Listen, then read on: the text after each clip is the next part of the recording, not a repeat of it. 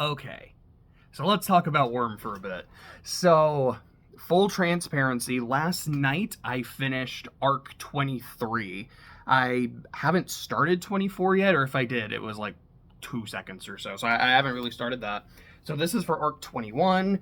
Then hopefully in the next couple days, I have Thursday off. It's the 4th of July. I'm glad I have Thursday off.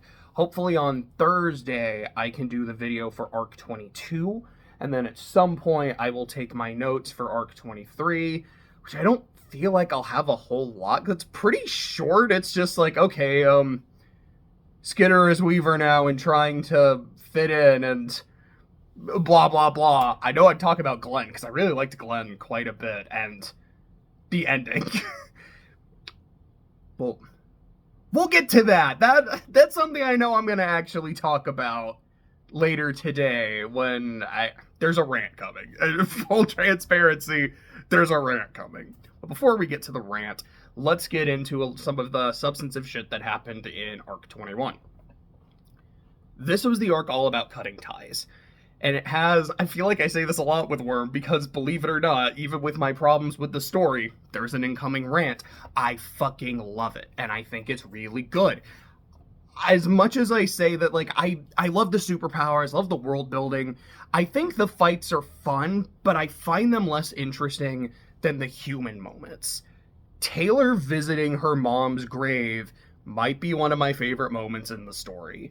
I thought it was really emotional. I thought it was really interesting.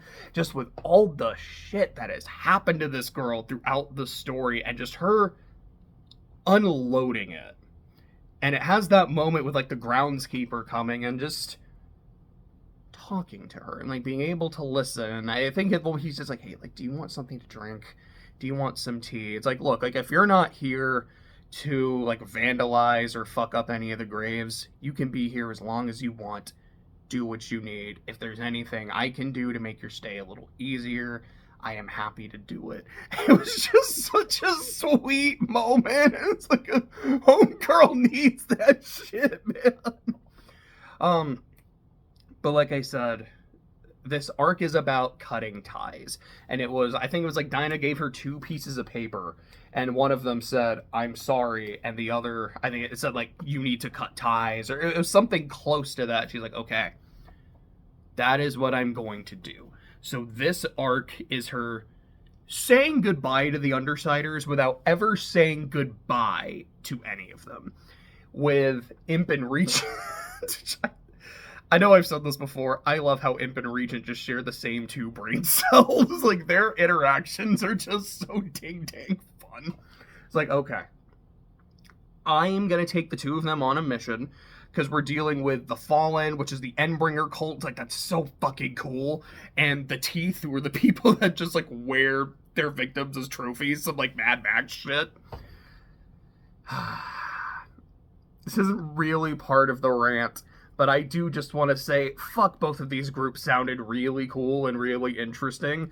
I'm sad that they were on screen for like 2 seconds and then they're taken care of. Like, I want to see what the Endbringer cult would do during an Endbringer attack. Like, if they were in Brockton Bay when Leviathan hit, like, would they have actively helped the Endbringer? They probably would have. Holy shit, that would have been crazy. But anyways. So that's Valfor, and I keep wanting to say Quirk. I think it's because I've got Butcher on the brain, and her power, I'm just like, this is one for all. So, like, his power, not his quirk, is he basically has a Geos where he can command people to do so. I think it even says, like, it requires eye contact to use. So, like, I'm just thinking of Lelouch. But he can Geos someone and give them an order that they have to follow. And he Geoses Imp, but Imp breaks out of it because she's already under Alex's control. And she's like, oh no, like, I was perfectly willing to do it. It was, I don't know, I thought it'd be cool. And he's like, yeah, I mean, like, we're friends. I thought it'd be cool too. And Taylor just like, do I tell Brian? Because I feel like he should know this about his sister, but I don't want him to kill Regent, and he might just kill Regent. I actually thought that it was one of those moments where I don't want to go into the rant yet. but it's almost kind of adjacent to it, where there's moments throughout Worm where I just think that's a little convenient, or like, really, that's how we're getting out of this situation. And there's some of them, I talked about it in the last arc with Taylor not taking anyone hostage, but using her clout as Skitter to have this I am Spartacus moments and get the students to leave with her. I'm like, no, that makes a lot of sense. That's a really clever way out of this situation. Full marks for me. This is another one of those where I'm like, no. I firmly believe that, like, as fucked up as Aisha is, she would say, yeah, I want this to happen. I want someone to be able to have control over me. And Regent, being Regent, going, yeah, sure, why not? And I thought that was actually a really cool way of getting around the Geass. It's like, well, Imp's not in control anymore, Regent is, and Regent is using her to fuck over this guy. And they even kind of talk about the checks and balances of it. It's like, yeah, Regent can't use his powers when he's asleep. So if he does something to Aisha that Aisha doesn't want, she can just kill him in his sleep, and she can use her power on him so he doesn't remember her and can't see her and just take care of the problem. Like that. Yeah, that's interesting. I believe this. This all works to me. And then also Taylor's like, all right, use fear, use silence to, like, control your territory, don't say anything that might dig your hole even further. And and I'm gonna fuck with this guy that just puts maggots in the dude's eyes. It's like, he's blind. He's not permanently blind, but I mean, now he can't see and he can't use his power. I've done my good deed for the day. She has a meeting with Brian and Citrine, where Citrine is like, all right, so this is what's up. Here's the new ambassadors. We get our powers from Cauldron. This is what I can do. I'm like a radio tuner, and I could tune into different frequencies, which have like an AoE effect. So like, I can fuck with gravity in a particular area. I can like increase or decrease the temperature in a given area. Essentially what I can do is, if I can really understand how someone's powers work and like its benefits and its limitations, I can tune into a frequency that can cut off that person's power. That's fucking cool. I really liked that. I was like, that is an invaluable support character. Holy shit. I think they talk a bit about, like, the portal and shit. There's also this fun scene where, as Taylor's walking down the street, she's just, like, in a sundress. And, like, yeah, I can't be, like, if I'm in costume, I'm too conspicuous, but people now know my face. So I think the best thing is to just walk like a normal person, hide my face a bit, under a nice hat, but, I have to be as inconspicuous as possible by just being as conspicuous as possible, which I thought was interesting. Something I've heard before, I don't know if it's true. So I think I've heard Peyton Manning say that the easiest way for him to walk around in public unrecognized is just by wearing a Peyton Manning jersey, because people just don't expect that. I don't know, I find that kind of funny. But they talk about Accord, and it's like, why would you work for someone like Accord? Like, this dude seems so fucking unhinged. And she talks about how it's all about power and the journey of it. It's like,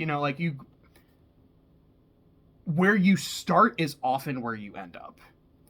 And the journey is all about trying to make sure you don't end up there, and you just try to stay on top for as long as possible. Like the Miley Cyrus song, it's not about how fast I get there. It's not about what's waiting on the other side. It's the climb. I thought that was kind of neat. She's also like, by the way, here's Accord's dossier on how to fix Brockton Bay. He doesn't expect you or Tattletale to read it, but here it is. And Taylor's like, no, like, I want to check this out. I don't know if I'll have time. I'll be honest. That's way more in Tattletale's wheelhouse, but let me flip through this a little bit. Huh. This is, like, super detailed. Yeah, I would love to read this. Like, let him know. When Citrine leaves, it's just Taylor and Brian, and they have a moment where it's very, like, they have, like, a kiss and everything, but they're also talking about how, I don't know if this relationship is going to last. I don't know how well it's going to work. Like, yeah, as much as I would love to think about just being with you and having a kid and all that shit, we're also supervillains and deeply fucked up people and also supervillains. So we might not be able to do that. We might not live to see the next month, depending on whatever crazy shit happens. There's an Endbringer that's going to be happening relatively soon. Who knows all the people that are going to be coming into Brockton Bay because of the portal? My secret identity is outed, so who knows what the fuck is going to happen to me. But let's try to enjoy this moment while we can. And her also asking him, it's like, Brian, if anything were to happen to me, not God forbid, but if anything were to happen to me, could you take over as leader? No. I couldn't. And I find that answer really interesting, because I think a lot of that is because of what happened with Bonesaw and his PTSD and the fact that he's still recovering. I think part of it as well is it would mean something happened to you. And in addition to how fucked up I am, like, you're my rock. If my rock is gone, I don't know how I'm gonna face. Which, looking forward a little bit in the other arcs I've read, it's like, actually, Brian's doing okay, and I'm happy. I'm glad that my boy is doing all right. Even Lisa's like, hey, yeah, it kind of took him a while to get back into the groove, but he's been able to get back into the groove, and I think the fact that he has shit to distract him from his PTSD and losing you, it's helping him a lot. Who am I missing? Rachel. Oh, Parian. Okay, because it's, again, I'm not sure how to pronounce it. Is it Parian? Is it Parian? I'm going to say Parian. If it's wrong, whoops. So she has a meeting. It's right after Brian. She has a meeting with Parian, Flechette, and Miss Militia, which essentially is a conversation about, like, look, obviously I don't have a great relationship with the PRT. Obviously the PRT is just in a bad state. What I really want... Oh yeah, I totally forgot about the shit that happened before she went to visit her mom, is she went to visit Tag's office, who's the new head of the Brockton Bay PRT, and basically told him, you're a fucking piece of shit. You outed me? You broke the unwritten rules? Fuck you. I hate you. And I mean, like, yeah, I'm a hard ass too, bitch. Like, I don't care what you think of me. I'm gonna get my job done. You're a kid. Congratulations. You took over a city. It's not gonna last. In, like, the history of parahumans and capes, I'm gonna make sure you're a footnote. Because I don't want this to become the norm. You think you've done a good thing by taking over and destabilizing a city? You have no idea what you've done. And say what you will about Tag, I do find him kind of interesting in that way. And again, it's, like I always say, I really like the politics of the story. And the thing I think that works... I want to say this. The reason I think I really like Taylor as a character is because of the moments where I can't stand her. Which I know sounds really stupid and counterintuitive. But I think they make her more interesting. And it's those moments where I'm like, you were so... And this is really a thing that happened like Arc 22 and 23 as well. Like, she can be so uncompromising when she thinks she's right. And it can at times be a little annoying, but it's seeing how other people react to that. Like, there's a scene in 22. It's after... I am assuming... Oh, okay, I don't want to just say I'm assuming that you've read the entire story if you're following this, because you might be in the same pace that I'm on. But there will be spoilers for other parts that I've already read. Like, I apologize for that. But a spoiler for 22. After Taylor fucking killed like Alexandria, because that happened. She has, and Tag as well, she has a conversation with Defiant. And she's saying that if we can't win against the Endbringers, against Jack, against the End of the World and the other S-Class threats, if we can't win without the PRT, without people like Tag, without people like Alexandria, we don't deserve to win. And Defiant telling her, that's a choice you just made for the entire planet. And that's, to me, what makes Taylor so interesting.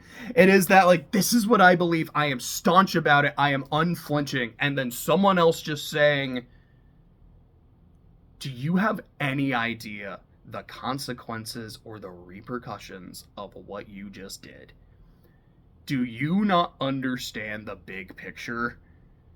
Because in terms of the big picture, this is bad. This is fucked up. And that is some of the shit that I love.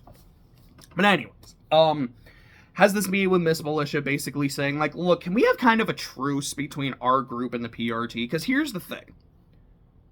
I understand that we've done some bad things. I may or may not have killed Calvert. I genuinely want to help the people of this city. We're literally in my territory right now. You see how the people in my territory are doing. Yes, I took over a city. Yes, like, it's treason to hold territory in a city in the United States. That's something Tag brings up. I don't remember if that was here in 21 or if it was in 22. It's like, that's it, because she gets charged for treason. She's like, what the fuck? Why am I charged for treason?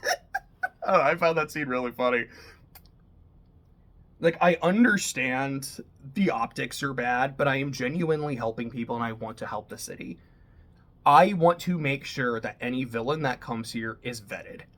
That if they will either join the Undersiders, be subordinate to the Undersiders, which means there are certain things they will and will not do. And if they don't comply with those restrictions, they don't get to stay in the city. And Miss Militia's response being, that's not a bad idea. It's gonna be hard to finagle because you guys are a problem. You are a big threat because, you know, you took over the fucking city. But I understand what you're saying. We'll see what we can do. With also all the obvious sexual tension between Parian and Flechette. After that, I think, is the fight with Butcher. Which, okay, so Butcher's thing is, they're talking about, like, all the different fucking powers she has. A couple of them were, like, she can teleport, because there's a lot of people that can teleport. That's one thing I've noticed about Orb, is there's a lot of powers that are, like, super unique, and there's a lot that are, like, this is really similar to another power, but there's a difference here or there that I think that gives it some uniqueness. Like, Oni Lee could make clones and teleport, but like the clones would explode and shit. And here it's like, no, like when she teleports, it's this burst of flame. Like, that's really cool. And she can also, if someone is in her range, she can warp space to make sure that she hits her target. She gets this big ass fucking bow, which she can use with her super strength, and just starts like sniping at Taylor, Rachel. He was one of Accord's new people, and whatever dog they were on. It was probably Bentley. It might have been Bastard. I was like, this is fucking cool. This is so sick. And it's like this whole attack on the Teak's compound. This one dude who can make clones of himself, and instead of Oni Lee, where they're around for a bit and then they explode, it's no, he can just keep splitting, but he keeps splitting his brain and his intelligence, so they all become really stupid and are just cannon fodder. And I remember I had to kind of reach a little bit into the bag of references for this one, but there's a Shengong Wu in Shaolin Showdown. It's called the Ring of the Nine Dragons. I remember this episode where it's, you can split yourself up to 9 times, but you are splitting your ability and your intelligence. I'm like, holy shit, that's just what this dude's power is. Except it goes a lot more than 9. I don't know, I just thought I'd bring that up. I thought that was fun. Anyways, point. So the way they beat Butcher, I fucking hated. So Taylor and Rachel basically lure her away from everyone else. Butcher follows. And then she kills herself. She's like, just takes her sword, teleports up, and like falls on it. And then they explain a little bit, because we have no context for what the fuck just happened. Taylor is not like thinking about the plan or talking about the plan until after it's happened. And you just get this line from Regent just saying, he's like, hey man, I guess that's another kill for my sister. Now she's got like 15 voices in her head to keep her company. And that's kind of all the explanation we really get on it. So what happened is Cherish is still alive, which is something that we were aware of, that she was... Mannequin basically made her a thing to keep her alive. Bonesaw fucked with her and fucked with her power. And she's just somewhere in the depths of Brockton Bay. So I guess what was happening is she is making people within a certain range commit suicide. And I have so many questions. Because here's where I'm going with this. Like, from what I remember, and it's been maybe a little bit wrong, is the way they made it sound, because I think it was like Jack wrote them a letter before they left. They're like, yeah, we took a wolf, bye. His Bonesaw had fucked with Cherish's power to, like, amplify her negative emotions. And the way I read it, I guess listened to it, it made it sound like this Cherish is just going to feel all the negative emotions from Brockton Bay. All of the... my love, my anger, and all my sorrow, but none of the love. Just like all of the misery, the pain, the sorrow, the anger, the frustration. That is what she is going to be feeling. And maybe it is like... And so maybe it is supposed to be that she's not just feeling it. That is what she is constantly spreading out. And when it hit Butcher committed suicide for being having all of those emotions just dumped on her suddenly, which I can understand if that is how the power is supposed to be working after Bonesaw. Here are my questions. I'm like, first off, number one, how do you guys know about this or exactly how this is working or what her range is? Okay, Tattletale, fair enough. That explains that question. But here's the actual question. If that's the case, why has no one else died from this? And maybe that's the thing. It's like, well, people have died from it. That's how they found out. And then they had Tattletale kind of crunch the numbers in her own way and figure that shit out. But I am not privy to any of that information, so I genuinely don't know. But also, I'm like, wait, so... yeah, like, why has no one important, like, died from this before? Where exactly is the range? Like, this is where Cherish was being held, and Taylor went there at the end of arc... was it 15? No, 14, I think. Was it? 16 was Coil, 15 was the Mare, so I think 14 was the Mist. My understanding, and again, I could be totally wrong, is that's where Cherish was dumped. And if that's where Cherish was dumped, and this is where the aura is, like, coming from, Taylor probably would have been in range of it? It's like, so how was she not in range there, but Butcher's in range there? And I don't know, maybe it was a totally different location, because I didn't know what the fuck was going on throughout most of this scene. It just felt like bullshit. I'm not gonna lie. You know that moment where you're watching a show, like, this happens to be a lot when watching JoJo in particular, but, like, you're watching a shonen anime and you're watching a fight, and then partway through the fight, a character goes, like, you've fallen for my trap. See, the entire time, you thought I was doing this, but actually, I was doing this, and setting up all of this shit, and the other guy goes like, ah! And there's times where that can work really well. You're like, oh, that's really smart, that's really clever, I can see it now, I can think about it. And then there's other times where I'm like, that just feels like bullshit. I don't believe that for a second. That's kind of what this was.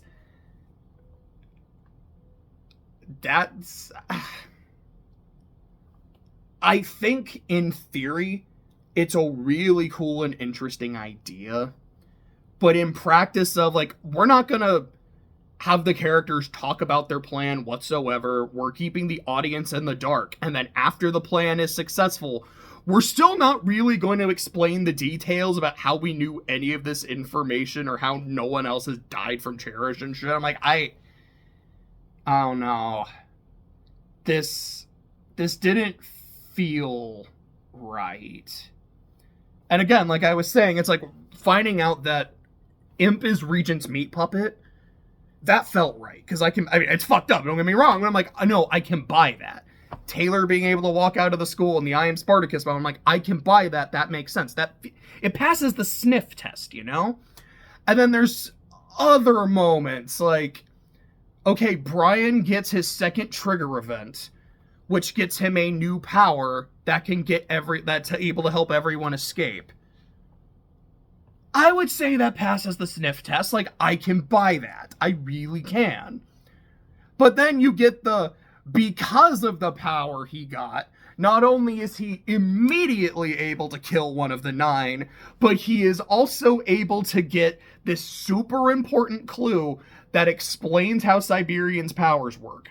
So the way they figure out all that shit is not because they were really intelligent about it. It's because they got super lucky. For me personally, I'm like, that doesn't quite pass the sniff test.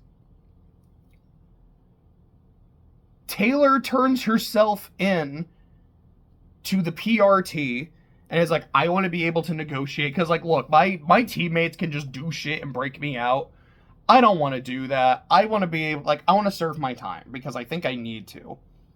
But I want to be able to negotiate and see what we can. And ending with her joining the wards. On paper, definitely passes the sniff test. In execution, word choice intended, she just murdered 2 people while in custody and she somehow still gets to join? Again, in context, I get it. Like, look, Skinner is incredible, or Weaver, whatever we want to call her, is incredibly valuable. And Alexandria, the Cauldron connections, maybe this wasn't the worst thing if we spin it the right way. But I'm also like, she got everything she wanted out of that situation. On top of murdering 2 people in warm blood. I say warm blood, not cold blood, because you can make an argument that it's less murder and more manslaughter. Because when it comes to I'm studying for the bar, I'm going to go on a little bit of a... This isn't the rant I intended to go on, but we're here. So when it comes to voluntary manslaughter, so involuntary manslaughter is gross negligence or committing a criminal act, but it's not like a bark offense, which is an inherently dangerous offense, burglary, arson, rape, robbery, or kidnapping. Voluntary manslaughter is either imperfect self-defense, which is, it's a self-defense situation, but you shouldn't have been using lethal force, and so you did kill that person. There was some justification, so that a murder, we're going to bump it down to manslaughter, or heat of passion. Heat of passion has 2.5 requirements, so it's 2 big ones. It's provocation, no time to cool down, but provocation is kind of a 2-pronged standard. It is an objective test, like would a reasonable person be provoked by this, like to want to kill somebody? And were you actually provoked? And then did you have a time to cool down or not? Now, generally the things that count for provocation are walking in on adultery or being a victim of like an intense assault or battery. However, I think you make a genuine good faith argument that finding out that your boyfriend, best friend, other really close friend, like surrogate family members, finding out that they died and were killed by someone, even if it wasn't exactly true, could be the adequate provocation to want to kill somebody and avenge their death. It did adequately provoke Taylor, and she did not have a chance to cool down. So again, arguably it's more manslaughter than murder, but she still killed 2 people. And it was not a self-defense situation. Cool, you get to be a hero now. Again, it makes sense in context, but when I look at it on paper, like the entire time, I was like, this does bother me a bit. I can't lie. It doesn't quite pass the sniff test. And then you get the end of Arc 23. Cody? This asshole's still around?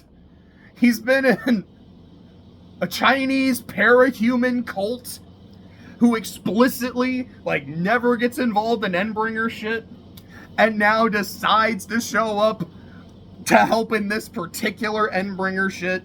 And because Cody sees a cord, he ends up going, like, goes ape shit, which, it's Cody, that's actually super believable. And then goes, it didn't quite pass the sniff. I'll say this. Something I have heard, and I don't know if it's 100% true, is that, yeah, Perdition just never shows up again after this. That, to me, is what makes this really feel like bullshit, if that's the case. If it's a, no, this is how he came back into the story, and now, blah, blah, blah, blah, blah, this is what we're gonna do with him. I would be a little bit like, okay, but I can see it. If he literally showed up only to do this and never shows up again, like, I don't know, that's kind of bullshit to me. And it's those conveniences that don't pass the sniff test that are generally and genuinely, like, my biggest problem with Worm. Clearly, I still like the story a lot, in spite of this. I haven't finished it yet, also clearly, so my opinion can change as it goes on. There could be a thing in the last 8, I think I'm in the last 8 arcs, where I'm like, okay, any problem I have had is, like, immediately absolved. Like, I remember at one point, I was very critical of the fact that no one died during the 9 arc, which I'm still a little bit like, no one really, but just seeing how much damage it did to Brian, I'm like, no, there was a genuine loss here. I will not argue that. So again, like, as it goes on, some of the issues or questions that I have might be resolved in a positive way. It's also possible that in the next few arcs, I'm like, man, we are not passing the sniff test. Genuinely, I don't know. But I fucking love it. These problems, to me, have not ruined the story, but they are things that still bother me. And I feel like, hey, if something bothers me, I gotta bring it up. Just how, like, if I really like something... I think I turned Elmer Fudd there for a second. I don't think I said really. I think I said wheelie. If I really like something, I got to bring it up. And, like, after that... But then after the thing with Butcher, she hangs out with Rachel for, like, 2 seconds, and that was kind of it. And... I think after that was when she... Oh, no, and then she goes to see Lisa and sees her... You know that meme of Charlie from... What was it? Inside the NBA? Don't know why. From It's Always Sunny, where he's got the board, he's got, like, that crazy face. It's basically Lisa, except instead of the crazy face, she's had bad migraines. It's like, dude, I have a fucking hangover. I am not okay. She talks to Lisa for a little bit, gives her a hug, doesn't say goodbye, and then goes and turns herself in. Then we get a couple interludes. What were the interludes? I don't remember. So I don't think that was Charlotte. That was... Charlotte's was in 22. Long's, I think, was 22. Oh, that's right. It was the Number Man. So it was the Number Man who was previously known as Harbinger and seemed like he was a member of the 9. There's, like, this scene of him fighting this escapee, which is pretty cool. There's this whole thing he tells him where he's like, you're not in hell, you're in purgatory, and blah, blah, blah. I thought it was kind of neat. Turns out he is an old friend of Jack's, and Jack killed King, who was the previous leader of the 9, and he's talking about how, you know, it's like, you know, King never thought I could live up to his precious gray boy, and something like that. And I remember when Jack is going into stasis, which they talk about that a little bit in the next arc, too, is... Sorry, brain stop for a second. When he's about to go into stasis, he sees the thing for Grey Boy and seemed very bothered by that. So I was like, alright, this has been brought up again. This might be really important later. It's, I don't know, maybe like when the Slaughterhouse clones start showing up, Grey Boy is going to be imperative to actually taking out Jack Slash. That could very well happen. And that was basically that chapter. And they talk about how, like, okay, Cauldron's going to start getting a lot more desperate now and blah, blah, blah, blah, blah. The other interlude was Saba, who is Parian. And it's about how out of her depth she is. And has been consistently. Like, you know, in high school, she was an immigrant who didn't really know English. So she was out of her depth in terms of that. Then she went on to engineering school, where it's not that she was out of her depth as an engineer, but she was out of her depth in the social situation where there was this one classmate that really liked her and was very clearly interested. She did not reciprocate it. He didn't take no for an answer. And it's not that, at least my understanding and my memory of it, wasn't that he ever got violent with her, but it was he became an asshole and he poisoned everyone else against her. And so, to a degree, she had to relent. She's like, I have done nothing wrong, but to be able to have any kind of social relationships here, and it's like my grades are doing worse because I don't have my study group, I have to apologize. I have to lower myself to someone else, and it pisses me off, and it absolutely should. Then she had to go fight the Endbringer. She's like, I was out of my depth there because I don't want to do shit like this.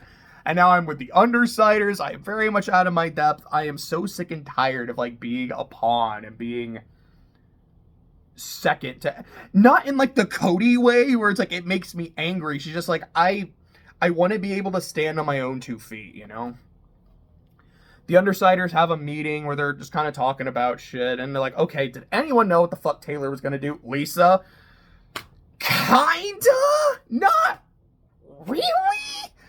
Kinda? And Brian's like, dude, I'm not okay. I told her I couldn't do this. Fuck.